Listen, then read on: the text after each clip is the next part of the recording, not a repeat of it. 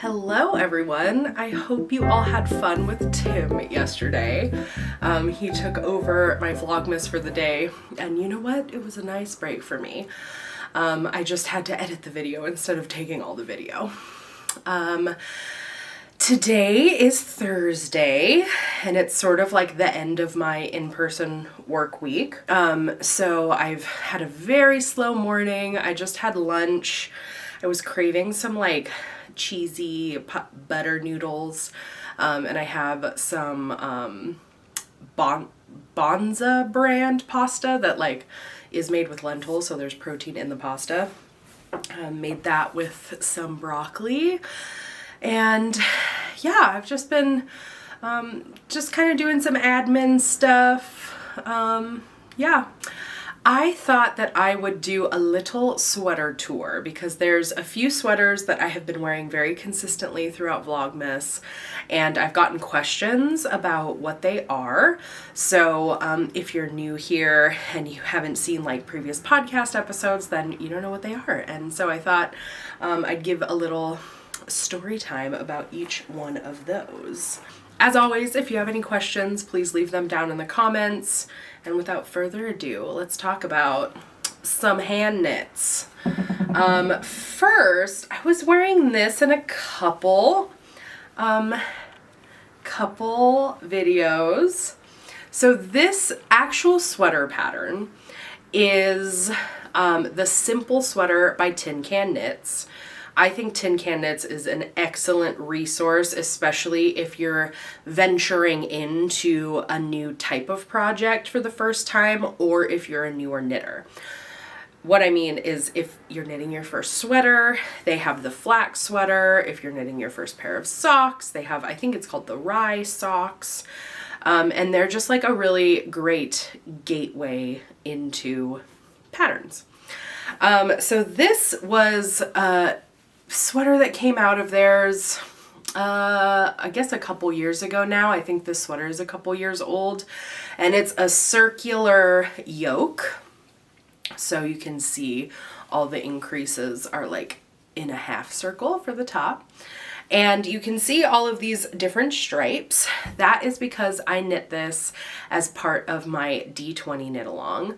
This is something I did, like now this is a few years ago. I was knitting a bunch of socks, and I was like, I want to like knit some socks with random stripes in it. But how do I do it randomly? And so I bought basically like a D&D dice set, and in there is a D20, which is a 20-sided die, numbers 1 through 20. And so every day I would roll twice. The first roll was which color I would use, so I had like a palette of 20 different yarns that were all fingering weight. And then the second roll was for how many rows I would knit that specific color. And so I did that with a pair of socks, and I had a lot of fun, and I knew I wanted to do it with a sweater. So I hosted a knit along where everyone picked any project they wanted and used the same technique. Most people had physical dice sets, but some people used online random number generators. And this one in particular, I used 2 strands of fingering weight held double, and they were like, the stripes weren't knit in the same interval. So for instance, when I started out, I'm basically rolling 4 times. The first 2 were for color A that I was holding, which was like, 10 rows of color 4. And then the second one was like 3 rows of color 8. And so I would keep track, and so I would knit 3 rows of one, put a stitch marker, and then knit 10 rows of the second, but I was holding them double at the same time. So it made for a really interesting striping technique.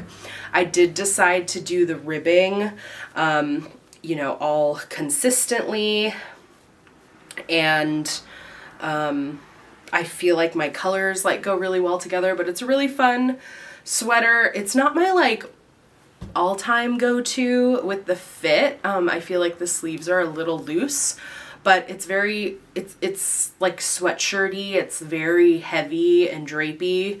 And yeah, I like it quite a lot. So if you have any more questions about D20 knitting, let me know. It's pretty fun. I have had people, because I have been talking about this sweater, and you know, people are like, what is that? I have had people asking me if I will do a D20 knit along one day in the future, and like, probably, but probably not this year or this coming year. So yeah, that's my simple sweater, my D20 sweater. The next sweater that everyone has been commenting on is my circle sweater. So this is a sweater pattern called the Sunshine Tee by Andrea Gaughan. And I decided to knit it with this big circle in the middle. I'd seen, like, there's a t-shirt brand that I've seen at some stores that does a bright blue or hot pink, like, circle, and so I was definitely inspired by that. But you know, I was looking for a yarn to knit this in, and you know, I had this vision of the circle, and at the store that I work at, Starlight Knitting Society, we had this new line of like tonals from Spin Cycle yarns, and this chartreusey one had been catching my eye, but I was like, I don't know what I would do with it. Like, I don't think I need that. And then I like had the idea of using it for this project, and I knew it would stripe like really interestingly, and I just couldn't get the idea out of my head. Like, it was like weeks where I was like, oh God, I have to find something else to use, and I just couldn't. So I was like, all right, I'm going all in. So this color is called Scranton, and this yarn in the middle is my sock yarn. It's just my undyed M to the 3rd sock yarn. And so I did this little intarsia circle. I did have to adjust it as I was knitting it, but I knit it flat. Even when I got down past the armholes where I would be knitting it in the round, I was knitting it like starting at this edge, knitting across, doing my little changes, and then knitting back and all the way across the back. And then I just seamed up the underarm just for like a few rows there. And then once I was done with the color work, I joined it in the round.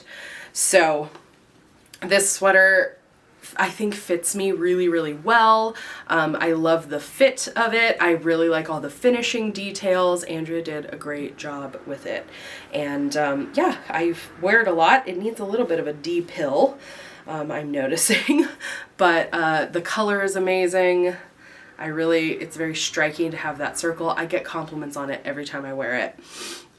So that is the story behind that sweater. And then last but certainly not least is my sweater.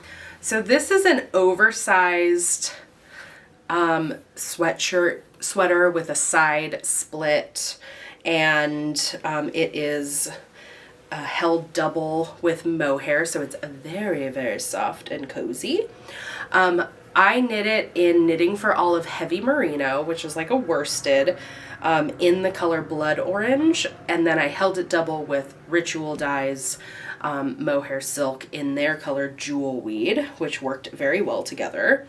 I swatched with and without the mohair, but I found that the mohair really it made just a nicer fabric. And I've been wearing this nonstop.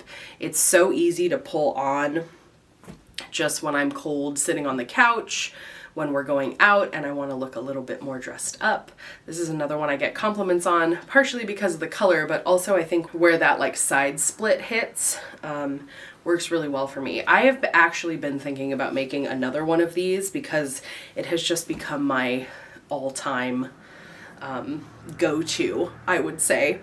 One of the things about being a plus size person and knitting a oversized sweater is that, you know, it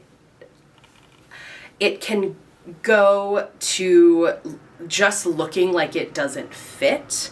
because it doesn't hang on our bodies the same way. I mean, I'll speak from the eye. It doesn't hang on my body the same way. So I tend to be a little cautious when I'm knitting something that is like oversized. But the trick for me is to make sure that this part fits pretty well. And so even though the pattern was recommending that I actually should have sized up, I picked a size based on my upper bust measurement. I do not have a large chest. I think people who are bustier than I am might need to do a little more adjusting than me. But to get, that is also caveat to get the same results that I did. But so I took my measurement here. It's definitely oversized, but like this part, the yoke, fits me really well. Obviously the sleeves are very oversized. They're large, but yeah, this sweater works super well for me. I think it looks really good on me, and dare I say, despite how oversized it is, I think it is flattering because it still accentuates my waist because of where that side split is. I think it looks great over dresses, and I think it looks great even just with a pair of pants or leggings on and thrown over. So that's definitely one of my most worn objects from the last year. But all three of those are really like my top knit fit rotation items at the moment. So yeah, I just wanted to take some time to give you a little rundown of those, and especially since there's so many new faces here. And if you have any more questions, let me know. I also had a comment from someone asking me to talk about how I wash my hand knits. And yeah, I largely use Eucalyptus. You know, there's other similar products on the market like Soak, but my favorite is unscented Eucalyptus. It is a no rinse, gentle wool wash. There is a lanolin in it, which are the oils that sheep produce to help protect the wool before it's shorn. And so it helps like condition all of your wool objects that you are cleaning.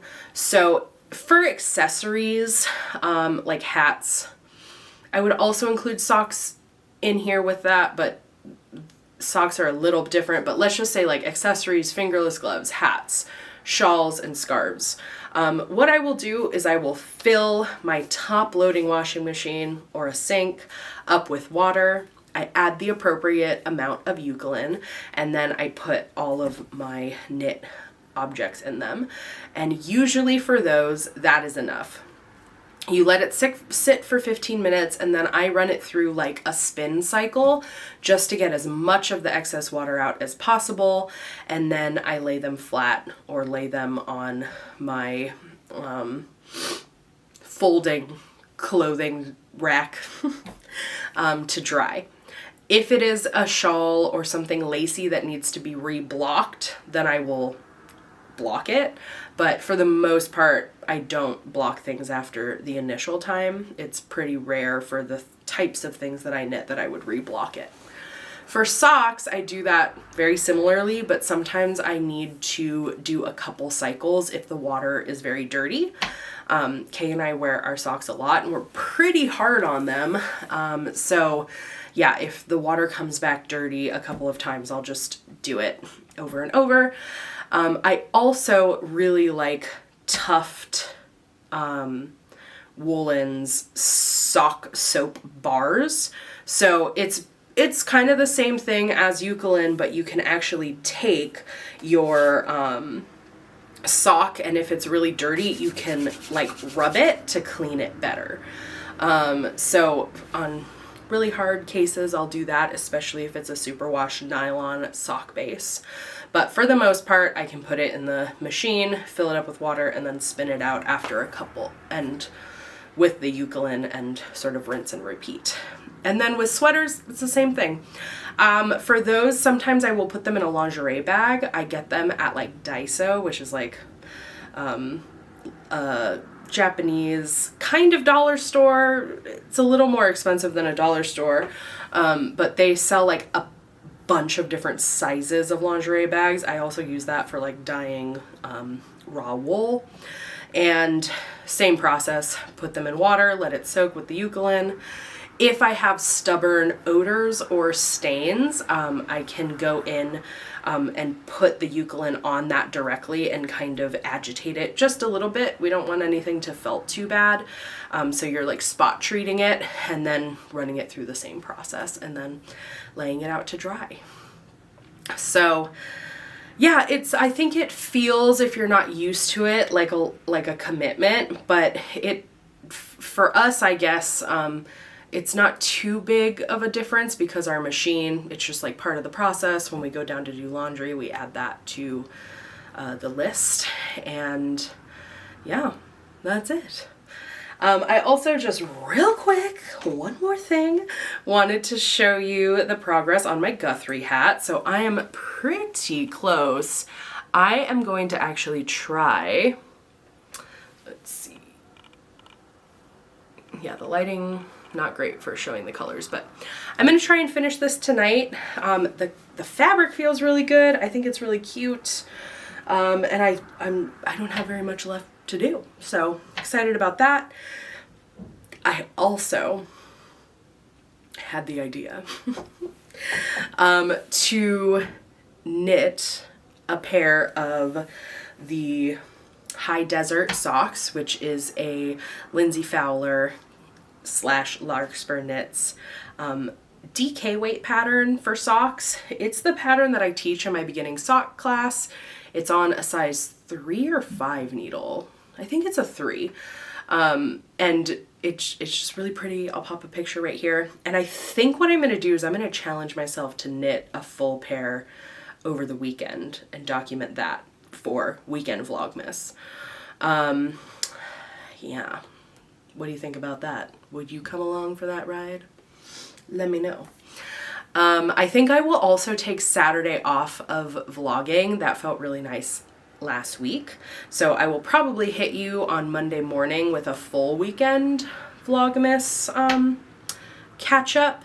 And then also Tim and I are very eager to record another episode of Sibling Energy to put out before Christmas.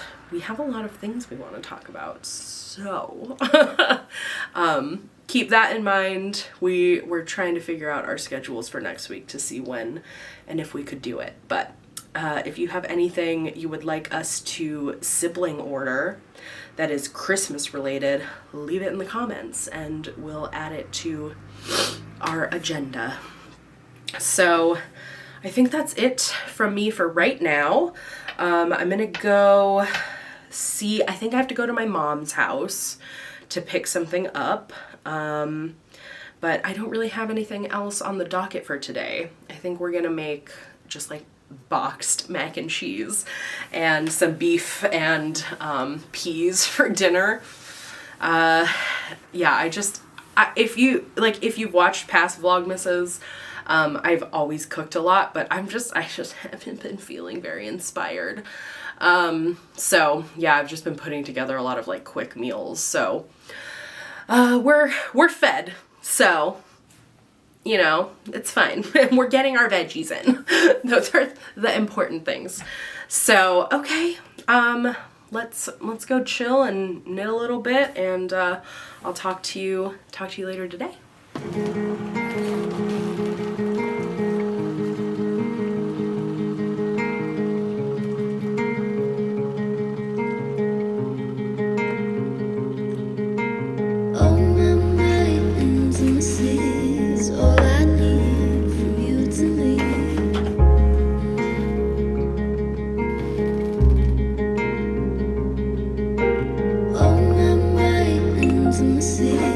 All I need from you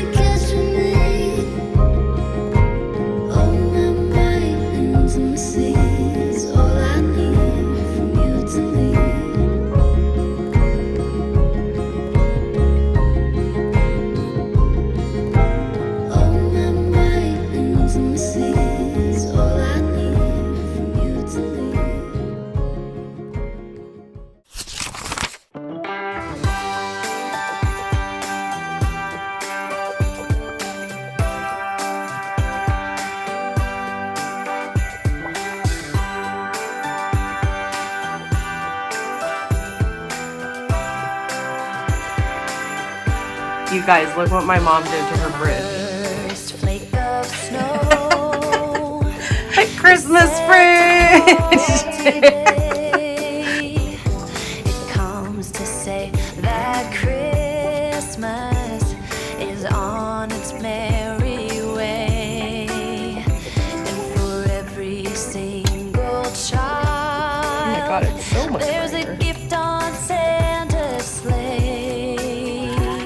The first flake of snow is Santa. We're doing a mug exchange at work, and one of the students that I work with is really excited about her new name. So she's getting a custom mug with her name on it And her own artwork on it. and her custom artwork from her website. Yeah, thanks Mom for making the magic happen. First snow this winter is promised for this day. It brings a hope of peace, both near and far away. It says we can live together. You guys, I made a rookie mistake. When we pulled out our Christmas tree lights from last year, some of them weren't working. And so we like jiggled them and they lit back up and we were like, okay. Yeah, they're, except for like that bottom little section, they're all out. So Kay very delicately took the lights off. But we just stopped by Fred Meyer to get replacement bulbs. We even went so far as to find an outlet to plug them in to make sure they're the kind that we want. I guess the benefit of doing it now is that the lights were 60% off. So we bought 3 strands of them. That should take care of us for this year. And I finished the hat. It's very cute. I think I did take out a repeat up here, maybe of like 6 rows, and it looks small, right? But like Kay tried it on, it fits them perfectly, and I think my sister-in-law is like very similar in size to them. So I will block it tomorrow and take a video of it in daylight, but that's it for today. I'm gonna go edit Vlogmas day 12. Wild. And like I mentioned, there will be one more vlog and then I'll take a day break and then we'll be back next week. So yeah. Hi, goodbye.